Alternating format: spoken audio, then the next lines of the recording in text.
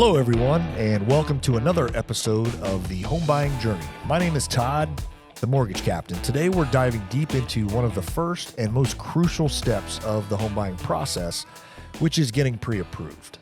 Many of you might be wondering why the pre-approval is so important and how it can impact your journey to home ownership. Well, first, let's unpack the term pre-approval.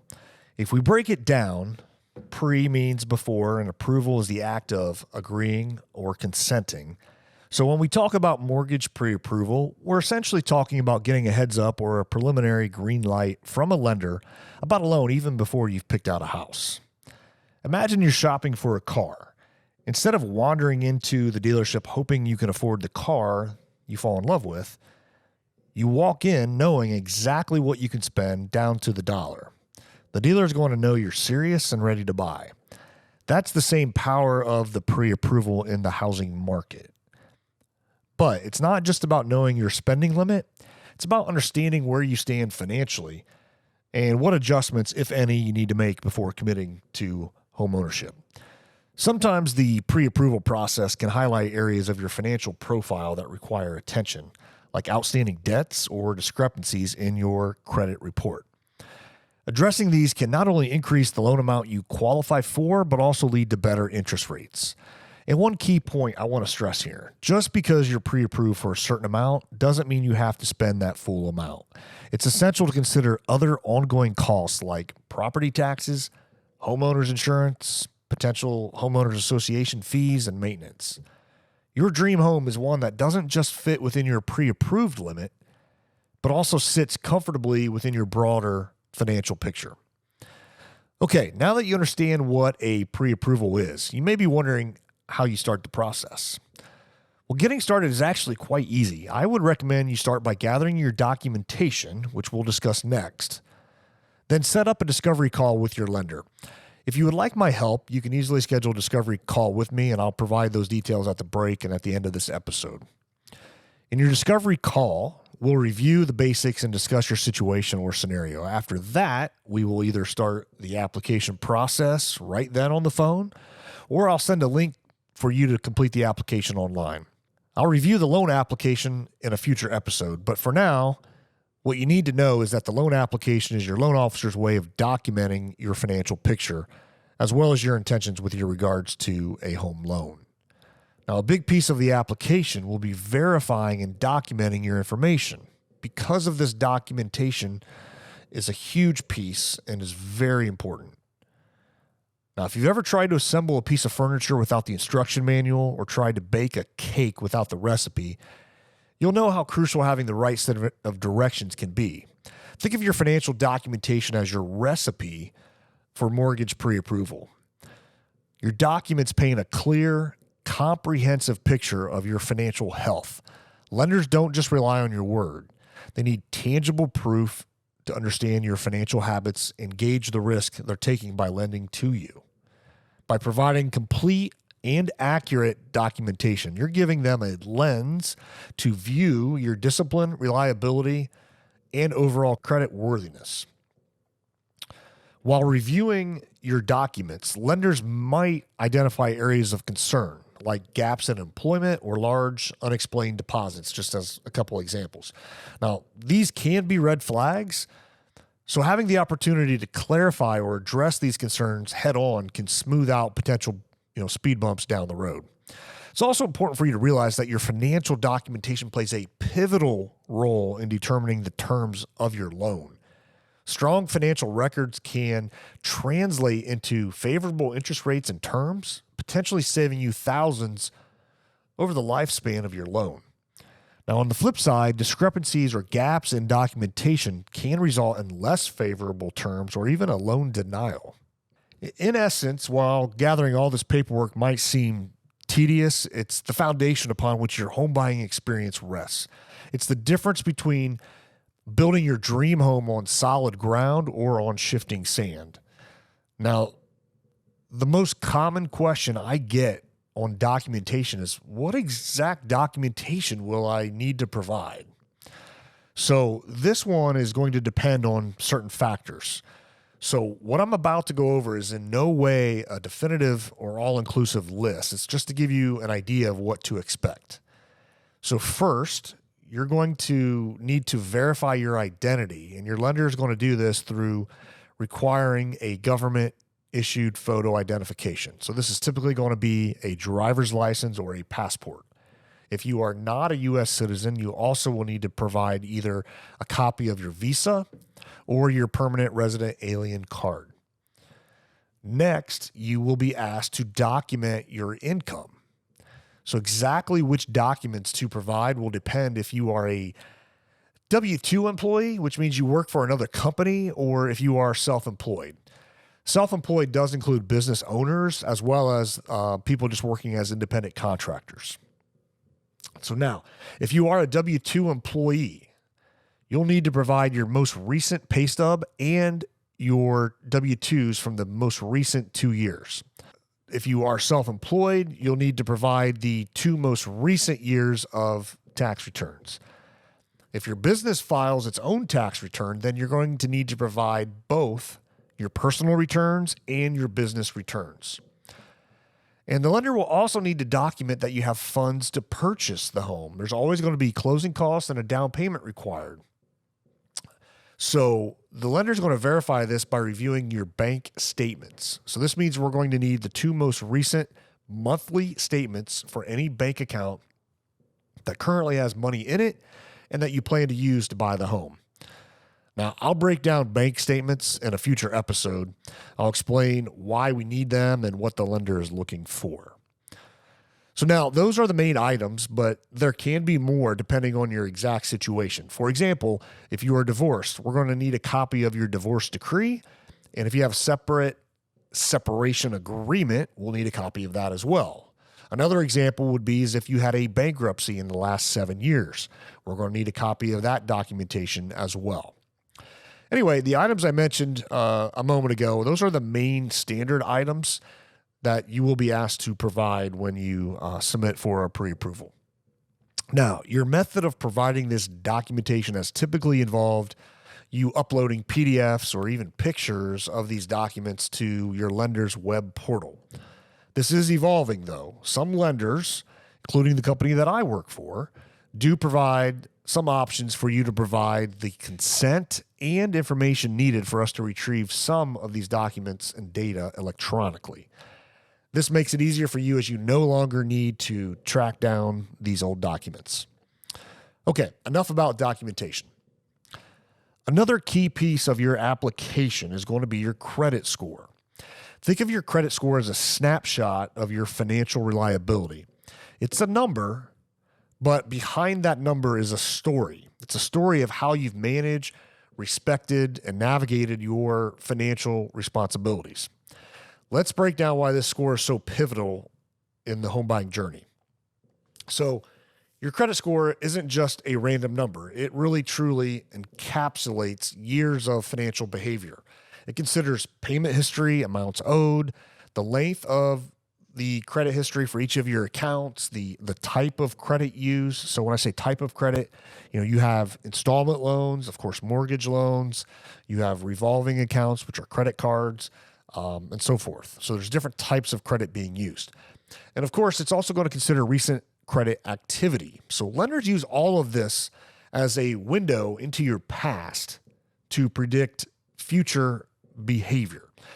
One of the most significant impacts of your credit score is on the interest rate you're offered. Higher scores often mean lower interest rates because lenders believe there is a lower risk of default.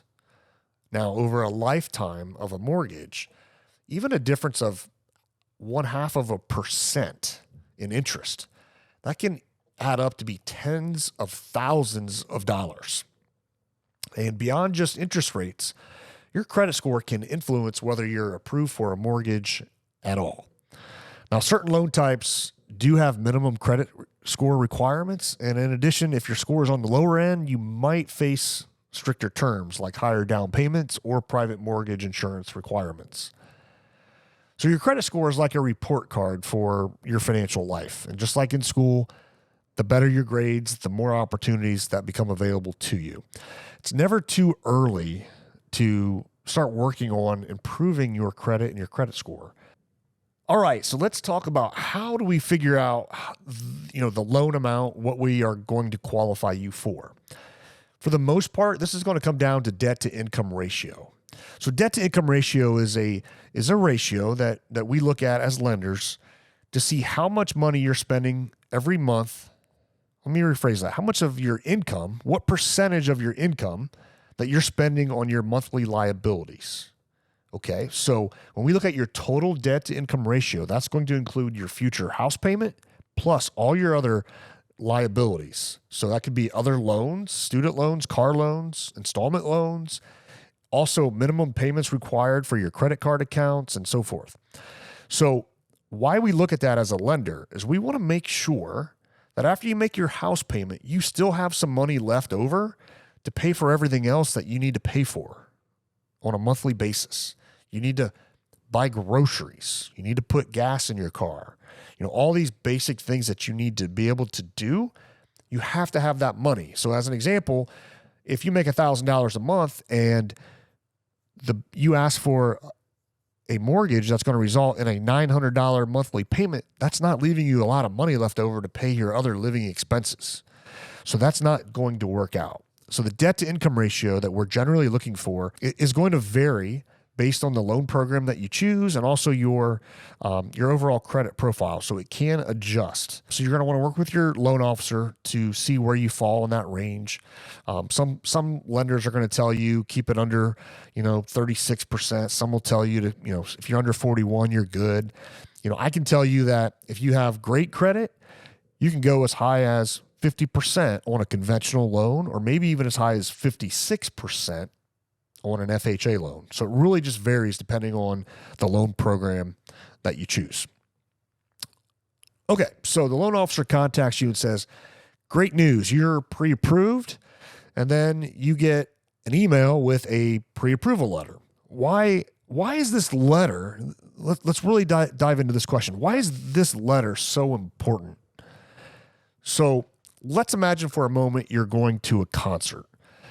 Which isn't that difficult for me since I just went to one last night, had a great time at an Eagles concert. So it's their final goodbye tour. So if you're an Eagles fan, I highly recommend it. Anyway, get back on track here. So imagine you're going to a concert. You don't just show up and hope that they're going to let you in, right? You have to buy a ticket in advance, which shows you're serious and have secured your spot, right? That's what the pre-approval letter does for you when you're going through the home buying journey. It's just a simple document from a lender that states that they have reviewed your basic information and everything looks great for you to qualify to buy a house up to that dollar amount that's listed on the letter. It's important for you to know it's not a promise. It's not a guarantee, but it's a strong sign that you're in great shape to be able to buy a house and get a loan at that amount. So the pre-approval letter also will set you apart from other home shoppers. I think this one's really easy to understand. So think about two people, one with a pre-approval letter and one without. If both want to buy the same house, the person with the letter is going to have, a serious advantage or an edge because it's proof to the sellers that, they've taken the steps to secure financing and are ready to go. So in this case, it's like having a VIP pass to that concert. Now, having a pre-approval can also speed things up because the lender's already going to have all your information and has reviewed all your finances and all that stuff. So a lot of the groundwork is done. So when you do find a house that you love, you can move faster and make your offer more attractive to the sellers because you're going to be able to tell them you're going to be able to close quicker in theory. Now, all those reasons I just listed are valid reasons, but here's the biggest reason to get pre-approved. Shopping for a home can be stressful, but with a pre-approval letter in hand, you're going to feel more confident. You're going to know exactly what you can afford, and you're going to know that the lender believes in your ability to buy the home. So it's going to remove the stress, the anxiety, and uncertainty from the equation. Okay, well, not completely, but it's going to greatly reduce all of that. So in essence, the pre-approval letter is more than just a piece of paper. It's a tool, a confidence booster, and sometimes the key to unlocking the door to your dream home. All right, now as we wind down our discussion here today on the pre-approval process, let's circle back real quick because I want to emphasize a few key takeaways that every first-time home buyer should definitely carry with them. Number one, it's a journey, not a sprint. Buying a home is one of the most significant financial decisions many of us make in our lives. It's a journey that requires patience, preparation, and persistence. Don't be discouraged if things don't go smoothly right away. Every step, including getting pre-approved, is going to be a lesson that brings you closer to your dream home. Number two, the power of preparation.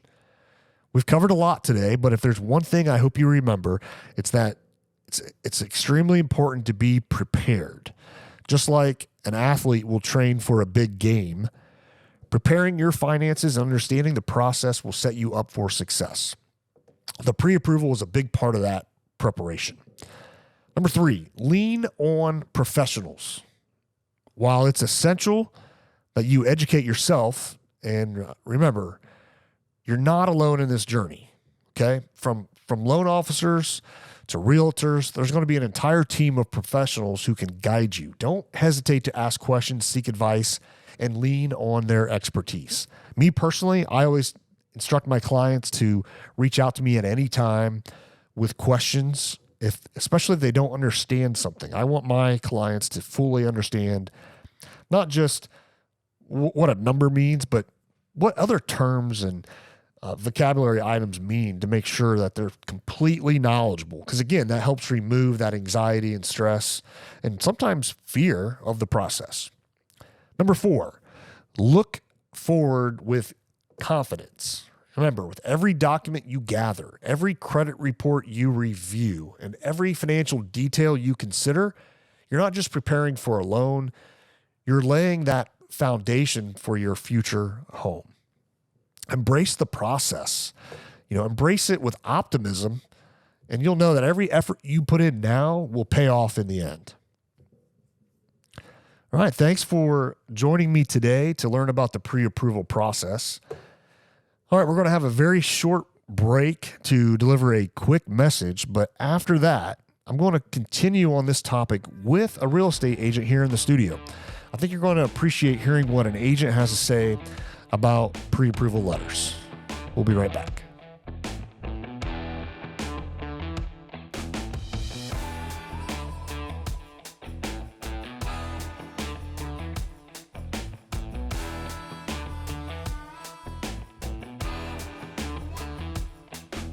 All right, welcome back. And now I am excited to be joined by Boubacar Diallo. He's a good friend and a real estate agent here in Columbus, Ohio.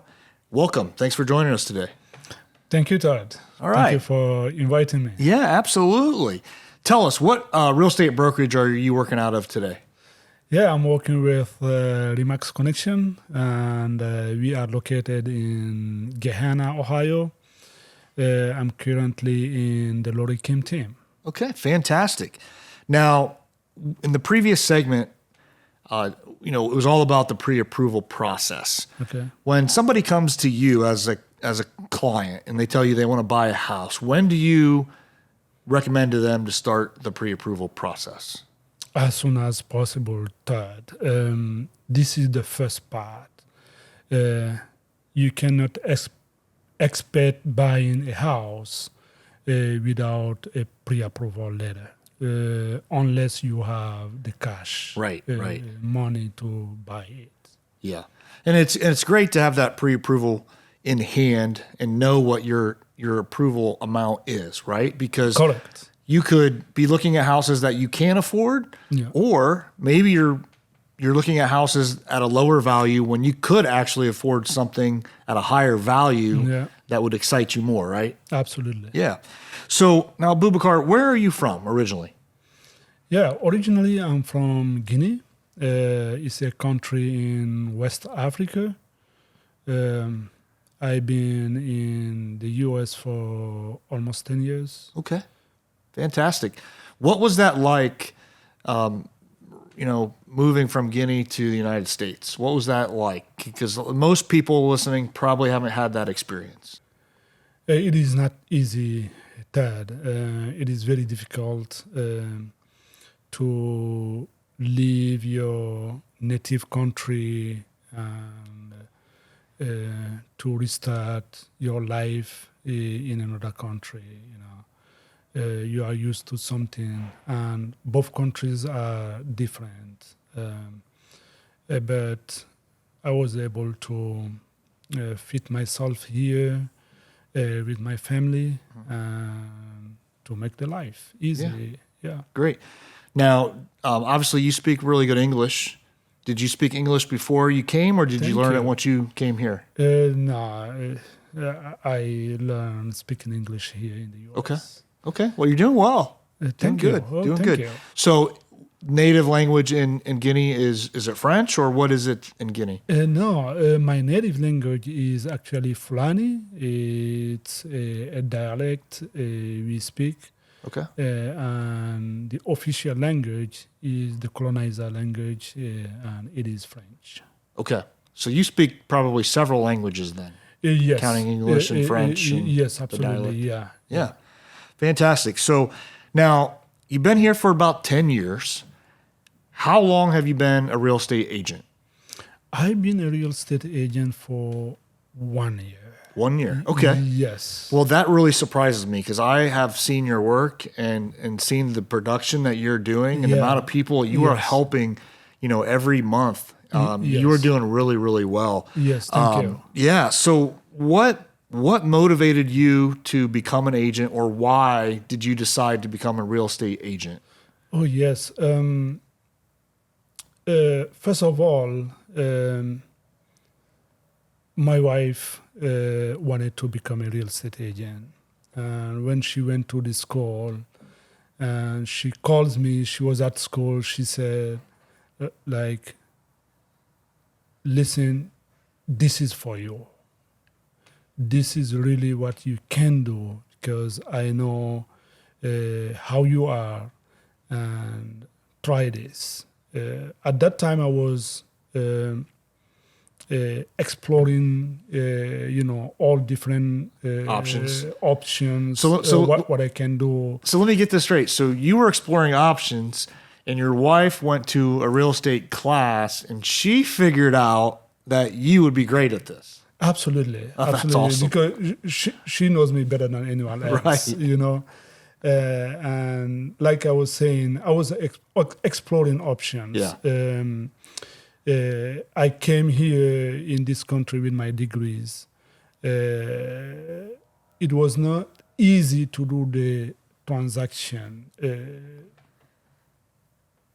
It's been very hard for the first years, and I tried all different kind of jobs.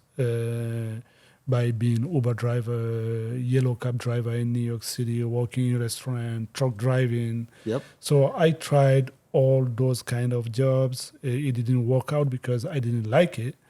I was looking for something really like the real estate. Yeah. So I was fortunate that she calls me that day and asked me to join those classes. And for that reason, I always say thank you to her because, she made this happen, Yeah, that's a great story. It is interesting. And I'm here doing this real estate. I really love it.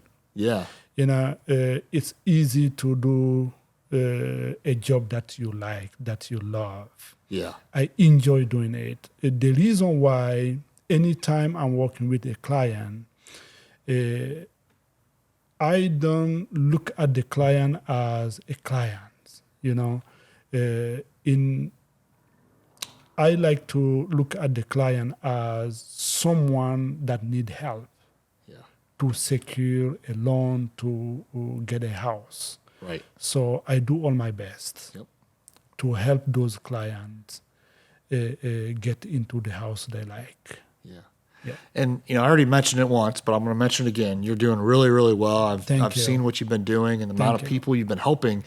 And you've only been doing it for a year, and you've been doing it at a point which has probably been one of the most difficult 1-year periods Yes. in the real estate industry in a long, long, long time. Like, kudos to you. Thank you. Yeah. Yeah, thank you. So in this short time of 1 year that you've been an agent, what is the biggest thing or most important thing that you have learned about being an agent or real estate? Yeah, thank you for the question.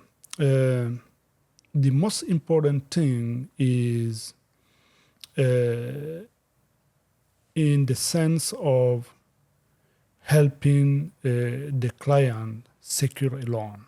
Okay. Like I said earlier, you cannot buy a house without having the approval of a bank to give you the money to buy the house. A lot of my clients, they are good workers. Some of them own businesses, and some of them are moving from other state to Columbus, and they are looking to buy, but they are facing the difficulties of securing the loan.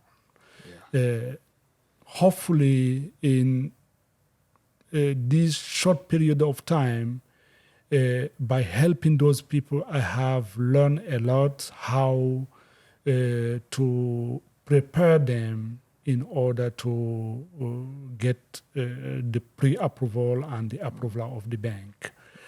It is very important. Yeah. Yeah. So obviously, I can see where you can bring the value as an immigrant, and especially when you help other immigrants that are entering into that same situation you've probably been in before. You can definitely bring a lot to the table to help those type of people. Yes, absolutely. All right. This next question is one that I like to ask agents because I like to hear what they are running into out on the street when they're talking to people, whether it's a client or just having a casual conversation. Okay. What is a myth or a misperception that people will talk about? Like an example is people think or will say that they have to have 20% down to buy a house, and we know that that's not true. What have you experienced as an agent? Yes, I have experienced some of those misperceptions, especially for people moving from other states.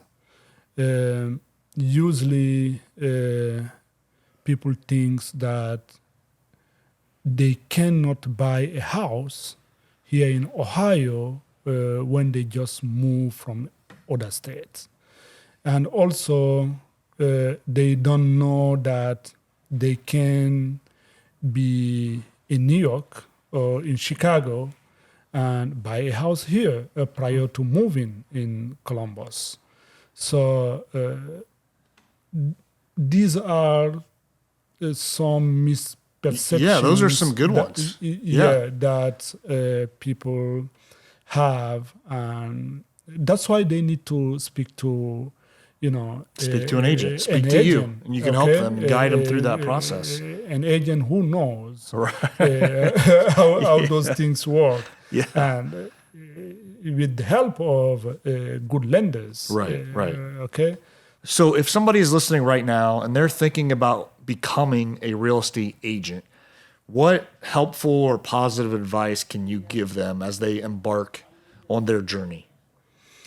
Yeah, Todd, it is not always easy. Like we hear real estate agent, they make good money, stuff like that.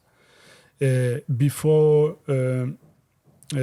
signing to be a real estate agent, I think you need to work on your niche first. Okay. You need to have your focus people.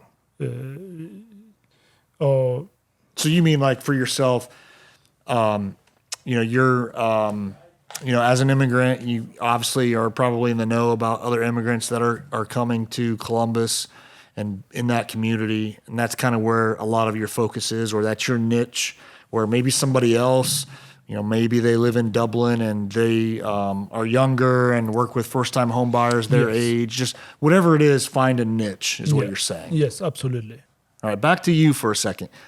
If somebody was considering you as their agent, what would you like to tell them sets you apart, makes you different than other agents? What quality do you have that others don't, that in your opinion would make them want to choose you as their agent? Todd, whenever I'm working with someone, I don't consider myself as an agent. I consider myself as a friend, as a brother. I do all my best to help those people get the house they want. I don't sleep until they secure a house. Okay. Understand. As the loan officers I work with, they know how I'm pushing. I push a lot. Until the house, they get the house. Until it's done. Yeah. I'm never tired. Yeah. Okay, so if somebody does want to reach out to you, how can they contact you? Yeah, sure, Todd. It's easy to contact me. They can call me at 929-239-8921. They can also email me at bdiallo1234@gmail.com. I'm in social media, Instagram, Facebook. Great. I just started a YouTube channel. Oh, nice. Yes. Okay, well, we will also have that information posted in the description of the podcast episode as well, so you guys can find it there as well. Well, Boubacar, I want to thank you so much for coming on today. I really appreciate it. I learned some new things about you. It's awesome, and once again, you're doing a great job. Thank you. Looking forward to continue working with you. Absolutely. Thank you so much. Yeah. All right, that wraps up another episode. Thank you, listeners, for joining us today, and check back soon for another episode.